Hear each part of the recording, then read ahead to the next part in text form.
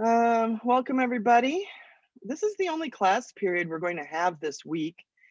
If you look at the schedule, there's a couple things I want to talk about before we get into book 2 of Paradise Lost. One of them is that the rest of the week is midterm. So I have not scheduled class for the rest of the week, even though we normally do have class on Thursdays, and this would be a B day Friday.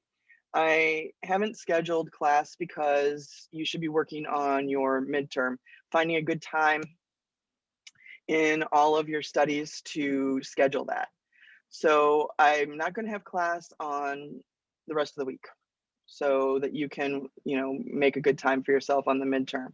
I will not be counting you absent. You do not need to do anything for your attendance. So I'll just mark everybody present on Thursday and Friday. The main focus is doing a good job and studying for the midterm and getting that taken care of. The midterm will open tomorrow morning at 8. You can see that I have it spread over the calendar here. It will open tomorrow morning at 8, and then it will close at midnight on Saturday. You will not be able to access it after midnight on Saturday, so do schedule it into your planner. Make sure that you've got a good chunk of time. It's unlimited time, so you can take as long as you want, but you have to do it in that one setting. I've been presenting the opportunity for a couple weeks now of, if you have intermittent internet, if you're not sure if you might get kicked off your internet while you're taking the midterm, you can definitely contact me and I will find a place here on campus. You can come to campus even if you're not on hybrid. We can make arrangements. You check in, you wear a mask, you can come and sit in my classroom, or I can find a different location, library or something for you to do your midterm. So if you're worried about that, then just let me know and we'll set up a time. Obviously not Saturday because nobody's going to be here on Saturday, but you can let me know if that's the issue. So attendance the rest of the week is already taken care of. Today is normal, but then Thursday and Friday, I'm just going to count everybody present. All right. Then we have spring break, right? And our paper is due the last day of spring break, that's Sunday. You can definitely turn it in early. I know 2 people have already turned in their paper. I saw on Blackboard this morning, so good for them. They don't have to worry about it over spring break. So, I don't know your workload. I don't know what is going on in your other classes. So I just spaced it to that point so that you would have as much time as possible to complete it, depending on what you wanted to do. The week after spring break, I'm going to be in Michigan. I do anticipate having live class on the 23rd. So that day should probably be as usual. I'll just be teaching for Michigan. and then probably the rest of the week, I'll probably make a video for this other part here, but I'll let you know that week, depending on, if I'm able to make that video and so on. So that's coming up. For the 23rd, you need to have read the beginning part of Gulliver's Travels, which is still in Unit 3. Remember that we split Unit 3 between the 17th century and the 18th century. So the 17th century stuff is this Paradise Lost, and the 18th century is the Gulliver Swift, and then we'll move to Unit 4 after that. Are there any questions about when to show up, when not to show up, anything like that? I know it can be a little bit confusing or, tough to keep track in all your different classes.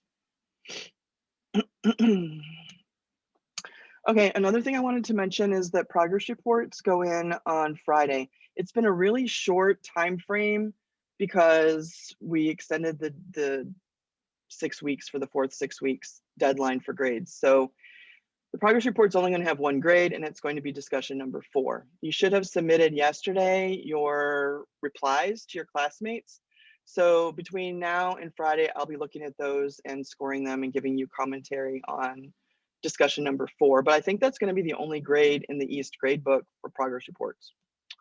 That's the only one. So hopefully you did a good job. Most people are doing okay with their okay to great on their discussions. So what else do I have on the list? Seniors, If you have not watched the video about the community scholarships and done the exit ticket for the counseling department, you need to do that.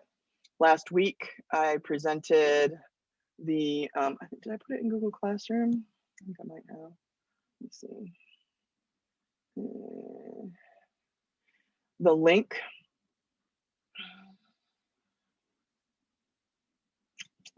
Yeah, here it is. It's on the stream here. So there's a community scholarship application that opened up last week. So that closes on the 26th. That's all of the local scholarships, the Lions Club, the elementary schools, the library, all those different organizations in Weslaco that are going to give you a check. Most other scholarships go to your school and you don't ever really see the money, but the community scholarships are a way for you to start a bank account, buy the things that will help set you up for college. So if you haven't watched this short video, it's like 5 minutes. The counseling department goes through how to do the scholarship, how to access it, due dates. It's due Friday the 26th at noon, which is the Friday we get back from spring break.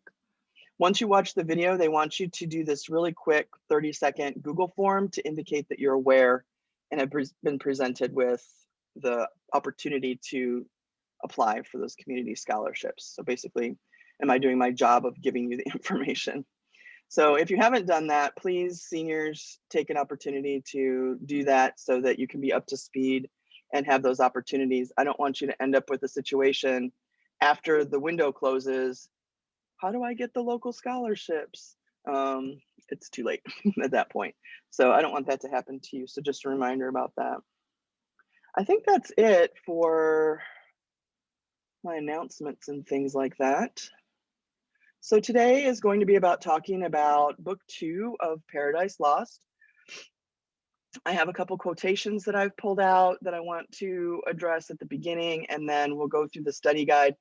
A lot more happens in book 2 than did in book 1 because book 1 was kind of like just orienting us to the setting and, you know, basically Satan's situation. But book 2 has a lot more meat to it. So we'll be talking about book 2 for most of the time today. But I also want to allow you an opportunity if you have questions about the midterm or essay 1, because the due dates for those are going to come up before I see you again in class. So it'll be your opportunity to ask me to go over something or ask me how something's going to appear on the midterm or a question about the paper. I'm going to be available the whole time by email and by Google Voice. Y'all have my Google Voice number. It's in the Google Classroom. It's also in the Blackboard. So you can just go to, where I need to put it at the top, I think. You can just go to my contact info. Google Voice is just the way that I text. So, I mean, I'm still going to be answering all of that stuff for the week of spring break. So if you're working on your paper, you want to send it to me and ask me what I think or get some feedback, please feel free. I'm going to be visiting my family, but I'll make time. My parents are old and they go to bed at like 9 o'clock, so I don't. So, you know, I'll have plenty of time to respond to you if you have questions. Don't feel like you're intruding or anything like that. I'm available to you all during spring break and also the week after, but midterm and paper. I just want to make sure that you have the support that you need to do the best that you can on those really important assignments. So you can text me at this number, that's my Google Voice, and you can email me, whatever, I don't know, send smoke signals, whatever works for you, and I will be responding. Okay. All right, let's get into Paradise Lost. If you go to Blackboard, I did make another slideshow just like I did with book 1. There's just a few slides because I like to pull out some key quotations. I can't talk about, you know, every nuance of these readings. Now I need to go to the student view. So I try to pull out the most important quotations or the most significant elements. We will go through the study guide. So, you know, if you have, we will go through the study guide. So that will help with some of the details. But under other materials, this is the slideshow that I'm going to be going through. So if you wanted to follow along or go back to it later, then this is where you will find the one that I'm about to open on book 2 of Paradise Lost. So you can see this is kind of this is the same image that I have behind me here. You can see that Satan and the demons have created pandemonium, this fantastic structure in hell where they will meet out and discuss their revenge against God. You can see that there are fires burning in there, and here's the magma of hell, hell magma, if you will. And that's pretty much where we start in book 2. Just a reminder that there are 4 key concepts that we've been kind of talking about as we've studied this little bitty part of Paradise Lost. We're only dipping our toe in Paradise Lost. It's a much, much longer work. We're only looking at books 1 and 2. So we're not going to have a whole lot of the full breadth of the work.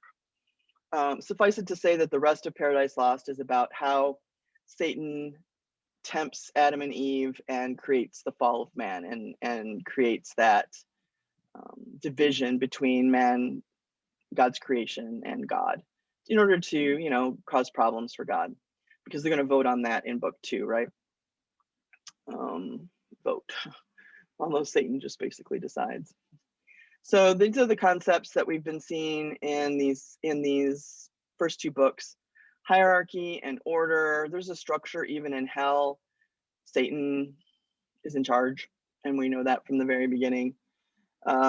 Disobedience and revolt. That's a common theme too, because the angels have fallen, and because of their disobedience to God and their questioning of his authority, they've been punished. Free will and predestination, that's a really important one in book 2, because there's a flashback where Satan talks about how God was talking about free will and how God can dismiss himself of responsibility of what happens to human beings because he's given them that free will. They have the free will to please him, or they have the free will to, you know, disobey him. And so that's a concept too. But there's also the concept of predestination, that there are certain things that God knows are going to happen. God is not surprised when Adam and Eve disobey him in the garden and are tempted by Satan. He already knew that was going to happen. So there's this kind of tension between, okay, the humans have free will, but I already know what they're going to choose. So that's a little bit in conflict. And then sin and innocence, of course. There's a character in book 2 called Sin, and she's a weird one, but we'll get to her when we talk about the study guide. But the concept of sin is also present in Paradise Lost, and so we talk about those things. So I think that whenever I do this sort of thing where I say, okay, throughout this work, these are the common things, like in Othello, I gave you those 10 topics that you should be able to sort of weave an idea around for this text. Same thing here in Paradise Lost. Then that's probably a possibility for the midterm. It could be one of the short answer questions to talk about hierarchy and order as we see it in Paradise Lost, or talk about free will and predestination, or, you know, that kind of thing. So you should be prepared in case that shows up in your questions on the midterm. That's why I'm always talking about them, and I pull them out on purpose. Okay, so I have 2 quotations from book 2 that I wanted to start with today before we go to the study guide. The first one is really just the narrator Milton talking, and it says, "Thus Beelzebub pleaded his devilish counsel, first devised by Satan, and in part proposed, for whence but from the author of all ill could spring so deep a malice to confound the race of mankind in one root, and earth with hell, to mingle and involve, done all to spite the great creator? But their spite still serves his glory to augment." I think this quotation brings together a lot of the concepts in book 2. Number 1 is that many of the demons are debating what they should do next. After Pandemonium's built, Satan kind of holds court and he says, all right, let's talk about what we should do. And the options are basically do nothing, just exist and accept our defeat. One of the demons says, well, it's not so bad. We can mine for gold and treasure and, you know, just accept our situation, but try to make the best of it by, getting the minerals and things out of the earth. But another one says, well, we got to have to get back and fight again. We have to go back and physically, continue to fight with God and the other angels. But Beelzebub is the one whose plan they end up going with. And Beelzebub, it says, first devised by Satan right here, because Satan puts him up to it. Beelzebub's a plant in a way, and he's planted by Satan to give this other option, which is a much more devious option. Beelzebub says, well, we should continue to fight, but I don't think it's going to work to like physically fight God, because look where we are. Look what happened as a result of the first opportunity. So let's do something more surreptitious. What if we work to subvert God's creation? What if we work to corrupt humans? And everybody really likes that idea because they don't have to go fight directly, and they still get to like sort of poke back at God and not completely just accept defeat. This is the narrator speaking though, and so the narrator talks about how no matter what they do, God's glory is still going to survive, even if they're able to tempt the human creation with, to go against God. There's still going to be ultimately a redemption in the form of Christ. So no matter what they do to God's creation, there's still a redeeming element. And that's kind of Milton's point throughout the entire text. As bad as it is that the human beings sin in the Garden of Eden and go against that original sin and go against God, later on that gets redeemed through the sacrifice of Christ. So God always wins is basically the message in Paradise Lost. I mean, if you want to bring it down to the very, very kernel, God always wins against evil in some way, in some form, someday. So, but their spite still serves his glory to augment. So as much as they try, he's still going to be successful because he's God. So those of you, I know I got some messages and things, especially in the formatives for the people who were absent. It's kind of like, is this a story glorifying Satan? Because he comes off in book one as pretty mighty and pretty compelling and pretty interesting, powerful and smart, and he's still powerful and smart throughout the whole text. It's just that we're only focusing on these first two books. God comes in a little bit in book two, but yeah, it's the whole message of the text is not to glorify Satan. This is not a satanic work. This is just the creation of a character. So, it's like any other character that we would read. We're interested in character development, and Milton does a really good job in the first few books of creating that round character of Satan. The second quotation is in a flashback. So in flashback, Satan remembers how God would speak to them. And this is a statement when the angels ask him, why do you give them free will if you know what they're going to do? If there's predestination, why do they need free? Is there really free will? And God explains that they have free will because they have the option to be loyal to me or not. And they could be loyal and really exceed my expectations, but I already know when they will do that and when they won't do that. So predestination does not affect free will. It's just that God has both of those, both of those tools and gives the free will to human beings, and he knows that they're going to disappoint him sorely in the garden. So this is what he says as part of that. This is in a flashback. If him by force he can destroy, or worse, by some false guile pervert, he is Satan, and shall pervert, for man will hearken to his glozing lies and easily transgress the sole command, sole pledge of his obedience. So will fall, and he and his faithless progeny, whose fault? Whose but his own? Ingrate, he had of me all he could have. I made him just and right, sufficient to have stood, though free to fall. So if God's speaking here, then the idea is the he down here, he and his faithless progeny is human beings. So God's saying, you know, no matter what I do, they're going to, out of their curiosity or, you know, a fault in their character, they're going to disobey. And whose fault is that? He said, just their own. They're ungrateful. An ingrate is an ungrateful person. They had everything in the Garden of Eden. I gave them everything. They didn't have to work for food. They don't have to have jobs. They don't have to clothe themselves. They don't have to shelter themselves. All that's given to them, but they will forsake it. And so it's about human nature and about how human beings will take something that's good and ruin it because of their free will.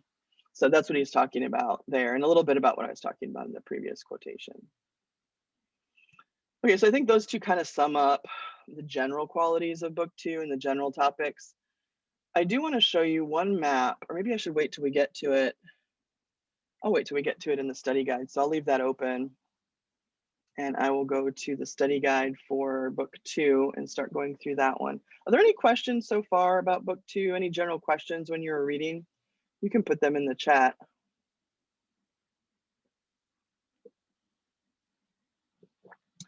I'm just sitting here drinking Starbucks in hell. If I get to Starbucks before 7, there's only 3 cars in line usually. Okay, so if you don't already have this study guide, you might want to download it into your Google Drive. I'm going to go through and talk about, it's kind of a longer study guide than book 1, so I'm going to go ahead and add some notes here, but summarize in some general ways, because I know that you've already read, because the midterm's coming up. I don't think you would leave that to last minute. There are some questions from Paradise Lost on the test. So I'm going to go through basically what happens in book 2, and I'll add a few little notes over here, but I'll also be talking. I can't put in everything that I'm saying in the chart. So if you have your own copy, then you could easily take notes over here. This column over here, just like the study guide for book 1, is just for you to be able to find things quickly.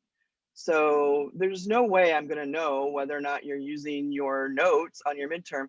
So go ahead and use your notes on the midterm.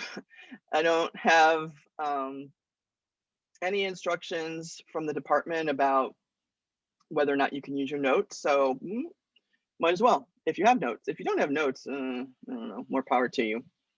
But if you have notes and you keep track of where the lines are, then this could be some, you know, good, quick ways to circumvent having to search through the text if you're looking for a quote or if you're looking for something. The whole test is written. So some are short answers, like 4 to 5 sentences. Some are longer answers, like 10+ sentences. So you could save time, you know, and not prolong your test for hours and hours if you already have pages where you know you can go. So that's why I put that here, so that you could reference that in case you need to answer a question about something from the study guide. So book 2 opens on this debate. And the debate in this text is about what should they do now. I talked about this earlier with the quote. What should they do now that they have been punished by God for their rebellion? Satan says, I don't think it's all over. You know, I think that we're still alive. We're still here. We still have power. We can still do things. And I don't appreciate God putting us here, so we could still fight him. And so he says, is there anybody who wants to talk about what they think we should do? And he says, basically, should we fight God openly or with covert guile? Meaning, should we use subversion and persuasion and other techniques? Or should we literally get out our swords again, our flaming swords, and go and try to beat down the gates of heaven and, you know, rebel against God in a physical way? That didn't work out too well for them in the first one. So they have options, and so Satan opens the floor. I'm going to talk a little bit as we go through the basic arguments that the different demons make. But basically, this is built in sort of satirizing political debates.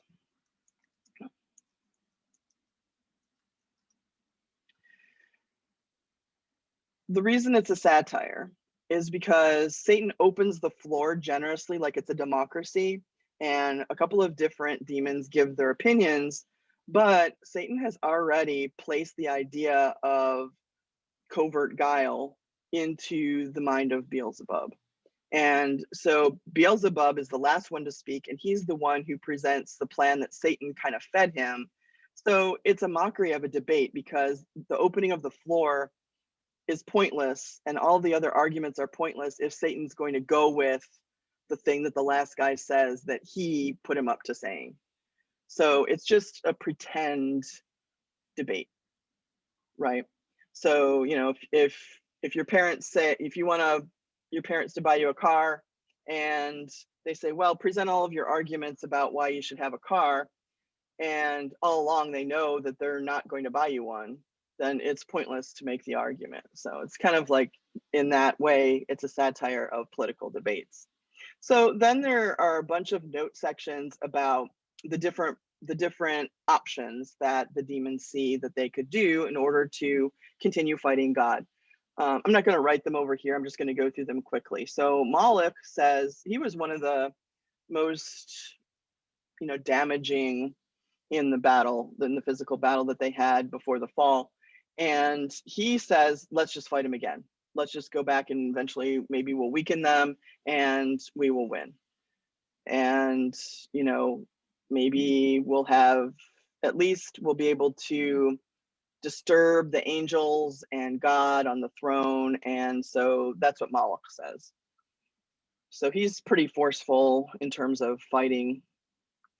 Belial says the opposite. He says, I think maybe we learned our lesson and we can't do anything about our position, but I think we should just accept our consequences. Here we are, we made a structure, right? Like, maybe we should just take our lumps and try to exist here and make the best of it. And it could be a lot worse. If we fight him, we could end up paralyzed. He says something about how at least we were able to get out of our chains in the lake and we were able to create this, location. So God could punish us way worse. And I don't know about that. So he says maybe God will eventually, you can put this down here, maybe God will eventually come around and kind of take away a little bit of their suffering. They know that they're never going to be restored to heaven. He said maybe with enough time of being, kind of contrite and just accepting, maybe God will give us some of our powers back or make our suffering less. Mammon speaks next, and he's the one who says it's pointless to try to fight heaven. God is going to punish us no matter what.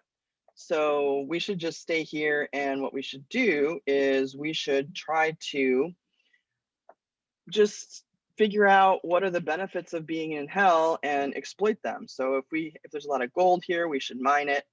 We should try to make the most out of our situation and, kind of build the opposite of heaven. So over time, maybe we can create, a heaven of hell, a heaven for fallen demons. And over time, we can do that. We can just separate ourselves from God and focus on our own economy, basically. He finishes, and then it's in this box on page 2 where Beelzebub comes up, and everybody knows that he's sort of like Satan's right-hand demon.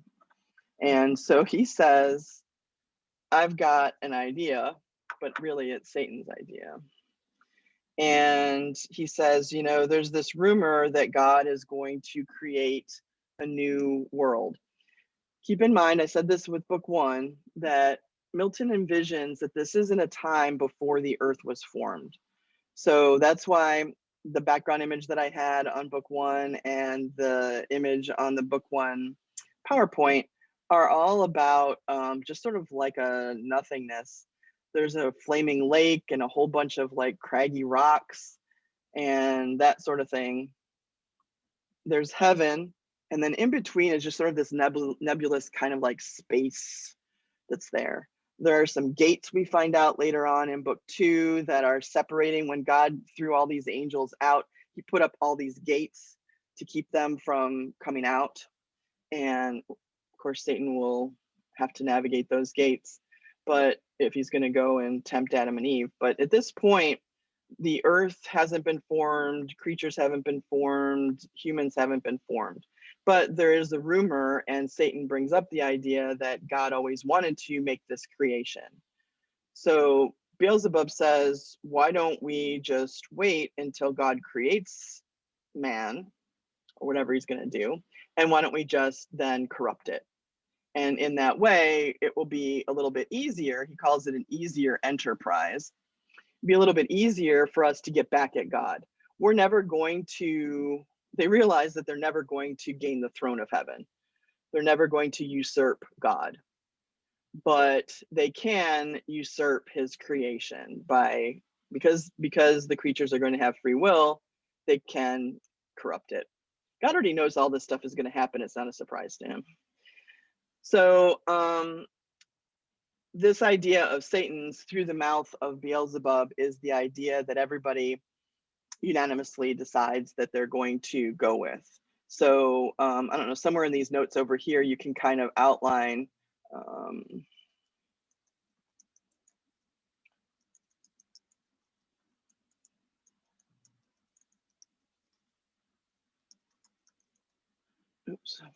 creation. Now, the problem is, how is that going to happen? So, okay, we all agree unanimously that the way to fight back against God is to corrupt his creation, but how should we do that? And they, none of them want to volunteer.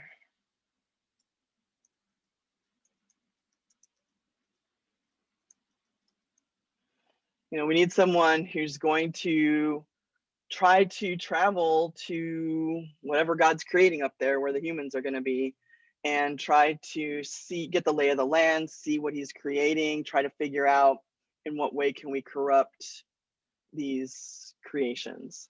No one volunteers. Of course, Satan probably knew that nobody would volunteer. And he says, all right, well, I will do it. And he's very magnanimous about it. Well, fine, then I will take on this task, probably for his own glory, right? Like, he's still Satan. So he's still about how I am your leader. So I guess if nobody is going to go and do it, I will do it in order to continually win your favor and make sure that you know that I'm the greatest devil of them all. And so he tells them, all right, I'm going to go and try to get out of this place and go and, reconnoiter. I'm going to go and try to see, I don't know if you know that word. I'm going to go and try and see, it's a military word. I'm going to go and try and see if I can get through, what that's like. I'm going to go and try to get out and investigate. While I'm gone, why don't you guys make hell more tolerable, he says. So why don't you try to work at fixing the place up a little bit, put some curtains in over here. Try to make it so that hell is more tolerable and less painful. And, he stands up to go and take off, and all the other devils immediately, succumb to him and they bow. And so immediately there's no voting or anything like that. There's the perception of democracy, but there isn't really democracy. Satan just commands everybody from the get-go, just like he did when he was recruiting them into the fight in the first place. Of course, his decision to, I'm going to highlight stuff as I'm talking about because I'm not typing in the side. It's hard for me to think and type and speak, so I'm going through it. Hopefully that's good enough for you to make your notes on the side. So all of the demons are duly convinced that Satan is the best leader, and they praise his bravery to be the first one to go. and all that good stuff. But the reason Satan does it is for his own glory and to cement his position as the leader. So it benefits him. But they all bow to him and say, oh, the devils give you their power. And then so it says Milton comments on how even the devils of hell can peacefully make decisions, unlike the leaders of today, which is a biting criticism and probably somewhat true today. I don't know on how the devils are doing in hell these days, but I know that there's a lot of argumentation in the Capitol.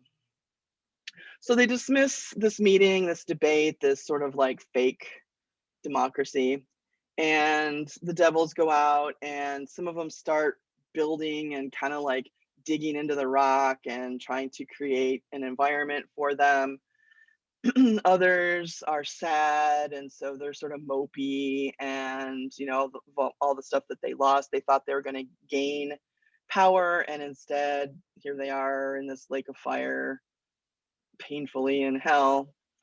And others start flying over these rivers, and I don't know if you know the reference to those rivers. So there are some rivers in hell in Greek mythology, and that was going to be the last slide that I had for today's slideshow. So they're in mythology, Greek mythology, Roman mythology, there is this huge construct of the underworld, and it is a whole ordeal. And there is a map to it. The ancient people did not believe that the afterlife is the best place. They believed that living was the best place.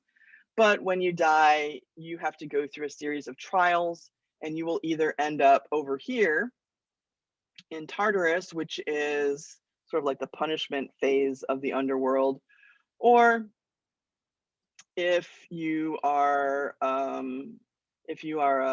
soldier or you die in some other noble element, then you will be passed into the Elysian fields, and that in that place is sort of like the heaven, but it's all one location. There's just different territories, I guess. And if you are at the plane of judgment, if you're thought to be worthy, then you will go to the Elysian fields, and from there is where souls can be reincarnated in that ancient mythological belief. So you can see this depicts all the souls drinking from one of the rivers, Lethe, which is the river of like forgetfulness. They forget their past life, and so then they can be reincarnated. This over here, Tartarus, is like hell. So if you go to the plane of judgment and you find out that it's not good for you, you have to do some penance, then you can go to Tartarus for a period of time or forever. And the punishments usually fit the crime and are horrific. So there are all these rivers, and I think this image depicts those rivers that are referenced in Paradise Lost. So Milton is using his knowledge of classical literature in order to talk about what's happening and reference sort of like the hell that his devils have created. And they go flying over these areas in the underworld from Greek mythology. What this map really shows, it's the best map I could find, but it shows the different voyages of different characters in mythology, because many characters try to make their way through hell as human beings or into the land of the dead. So that's what these little lines are showing, how the different characters, how far they got in, and so on and so forth. But anyway, where was I? Okay, so some of them go over that geography of hell, and they kind of see what the lay of the land is. Satan goes toward the gates of hell, and this is where he runs across Sin.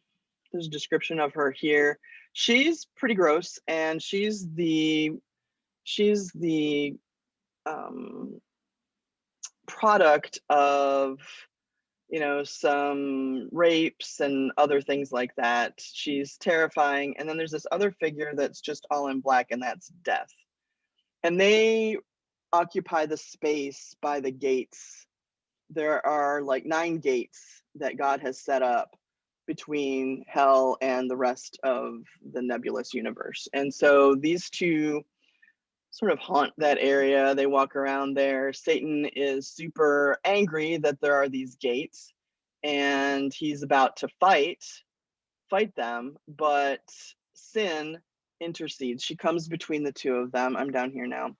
And she says that she's his daughter. She's got like the upper body of a woman and the lower body of a serpent. And she says she was conceived and was beautiful once, but when the war broke out, she was cast into hell with the other rebel angels because she's Satan's daughter, which makes sense. Like if you think about it in a allegorical way, Sin is kind of the child of Satan, so that kind of makes sense.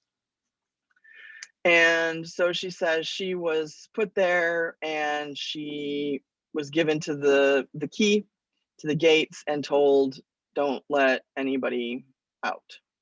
They have to stay in there forever. She has given birth to this dark, shadowy figure, Death. And she, as soon as she gave birth to him, Death raped her, and yeah, and she gave birth to all of these horrible dogs that are kind of like helping to guard the gates. I mean, it's pretty explicit and really kind of disgusting, but you know, Milton's trying to make it as ugly as possible there in hell because hell is an ugly place. So she talks about this whole story and she explains how these dogs constantly at night, this is going to be kind of well, you already read it. So at night, the dogs that she gave birth to after Death raped her go back inside her and gnaw at her insides. So basically, it's not fun to be in hell at all. And so she and Death guard the gates. They hate each other because even though Death is her son, Death raped her and then she gave birth to these weird, you know, kind of carnivorous dogs. Satan doesn't seem to remember any of this stuff. And so he's kind of like, oh, well, sorry about that. And I guess you're on our side and you're punished just like we are. So he says, I'm going to go and see about God's creation. Like he lets them into the plan. And he says, he reveals the plan that he's going to go and see what God's creating so that they can start to generate their big comeback corruption scheme there in hell. Sin and Death like this idea. They're like, oh, that's a good idea. You know, if we can't win, we might as well poke at the winner. And so Sin says, yeah, I'm supposed to guard these gates, but I have the key. And so they, she unlocks them. And I mean, what more punishment can she have? She basically sort of justifies it that way.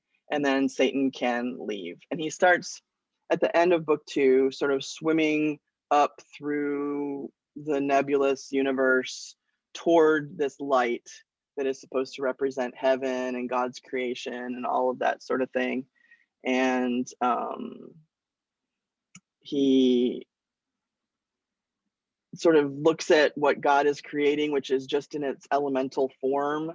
And he sees things like night and confusion and all these things because it's all in process. Satan speaks to chaos and some of the other creatures that he encounters. He's usually sympathetic to them and keeps trying to push forward toward God's creation so that he can see what God's doing. And it gets very challenging. It's difficult for him to figure out where he is. He's disoriented. He's trying to find this pathway. The description is really very rich and vivid about that.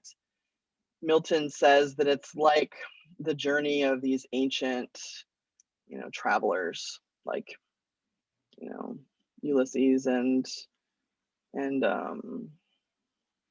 Jason and the Argonauts. But he says Satan's journey is even more perilous. There's a note here about that, because he's doing something he's not supposed to be doing. And sin and death are right behind him. They cross this bridge, and finally, at the end of book 2, Satan sees the new world that God is creating. It's not even fully formed yet, and he heads toward it. So at the end of book 2, Satan is on his way to go and see about God's creation and see what they can do about corrupting it. And that's the end of book 2.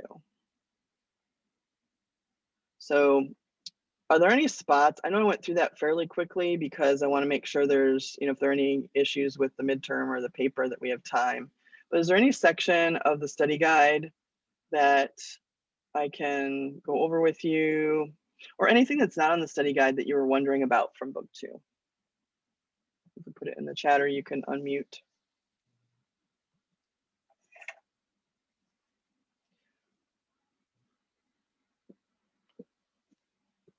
Sorry I didn't make as many notes. I can post my notes for you if you want.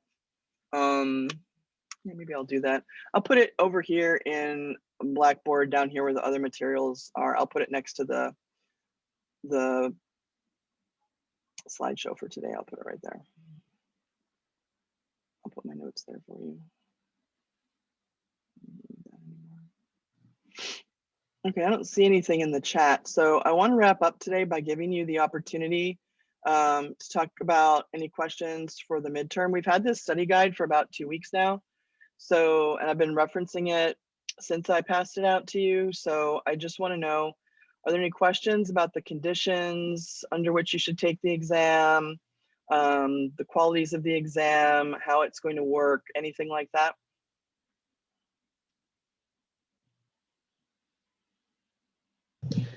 Is it cheating if we like share a document and like answer all of it together?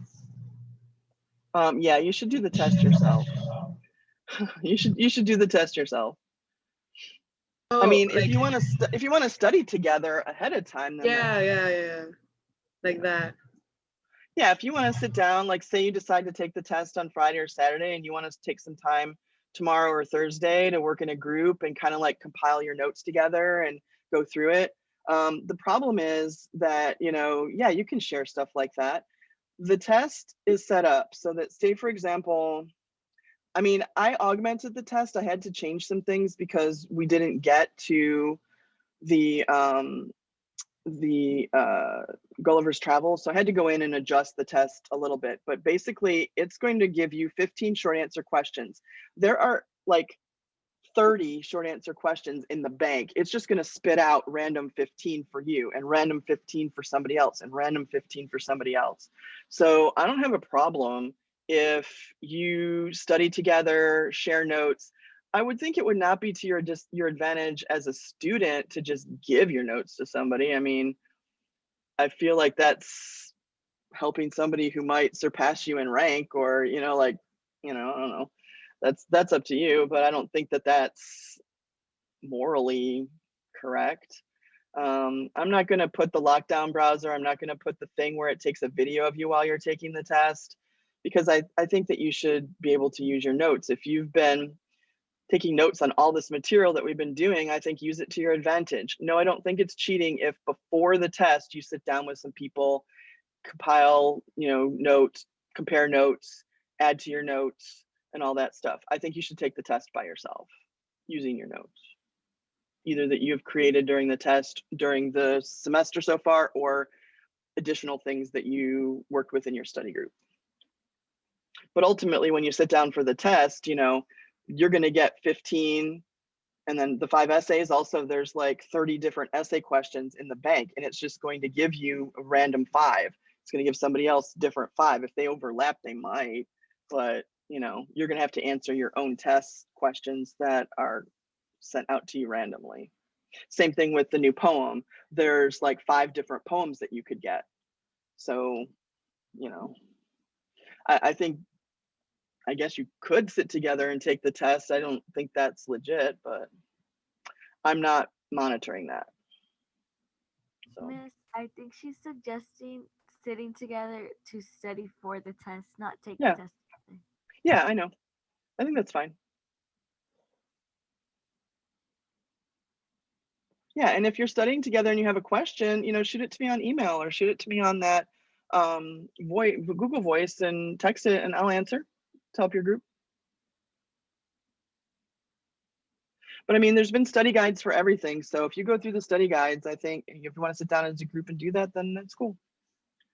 Yeah, study groups are definitely helpful. Make sure that you pick people in your study groups that have been thorough. I mean, I wouldn't want to sit in a study group where some of the people I'm not sure about the validity of their notes. I'm not putting any fingers out there. I'm just saying I would want to make sure I was studying with people who I knew had done the reading and had solid notes and participated in the class periods and stuff like that. No, I'm not suggesting that people would sit together and take the test. I'm not suggesting that. Any other questions about the midterm? I will tell you that everything that I put on here, like terms and stuff, these are the things that I got from the midterm. So literally when I was typing out this study guide, I went to the midterm and I looked in the bank of all the possible things that it could throw at you. And that's where I got these terms, concepts, and people. So in each one of the units, I've listed them here. All of these are in the bank of possible topics that they could throw out to you.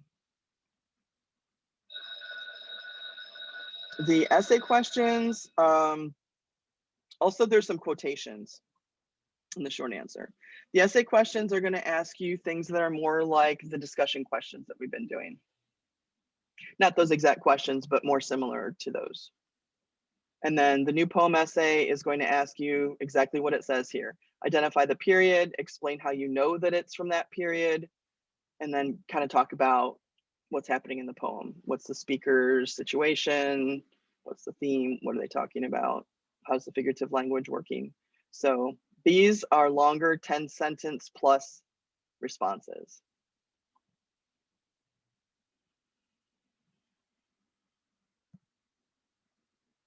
All right, anything else on that?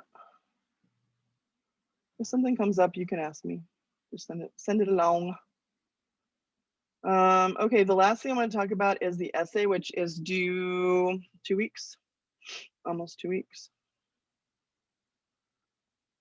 Remember that you have like 5 different topics to choose from. Here, I've gone through them in some detail.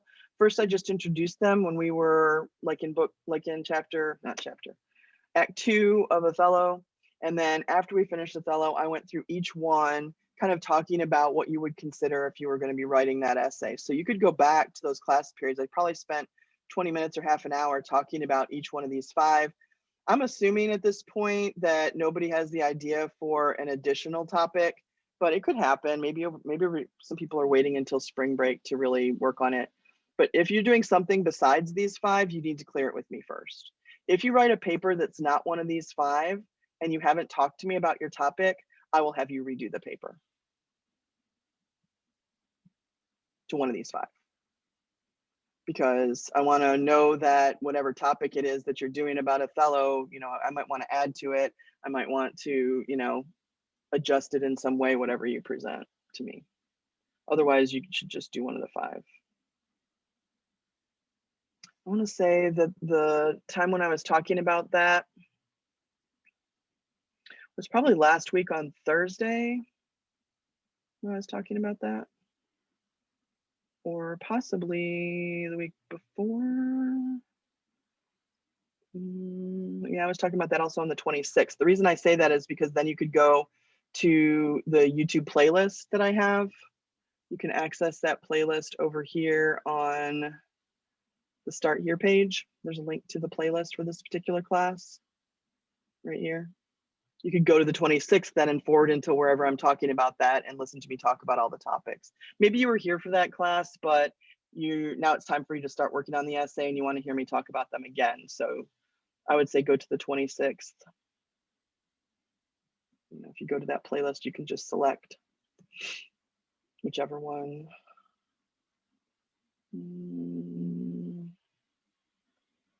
just find the 26th right here, whatever day. That's 126, 226, 225, 226, one of those.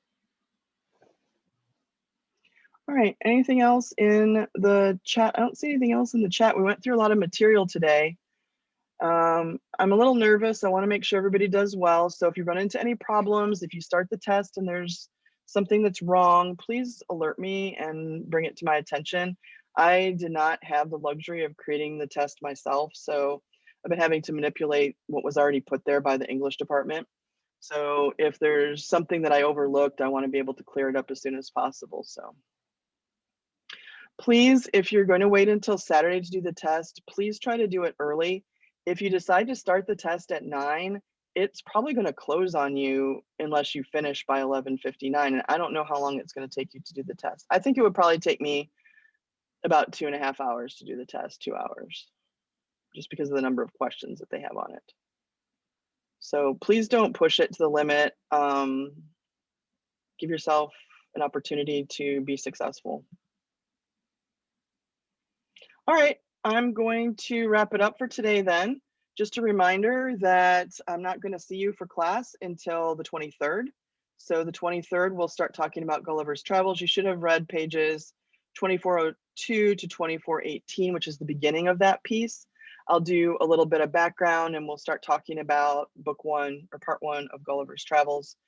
By then, your paper should have been turned in. I'm hoping to score your midterms over spring break. It's going to take a long time for me to score them because it's so much written material, but you know, I'll start working on it as I can over the break. And hopefully when we get back on Tuesday, they'll be done. And by then it's time for me to grade the papers, which are coming in on that Sunday. So, all right, well, I'm going to call it quits for today. If you have questions or anything comes up, please just communicate with me and I'll be glad to talk to you about whatever the issue might be at that point. All right. I hope you all have a good rest of the week. Do not worry about attendance. Everybody's going to be present for the rest of the week. I know I said that at the beginning, but I'll say it here at the end too, because a few people joined us. And good luck on the midterm and happy spring break. Bye.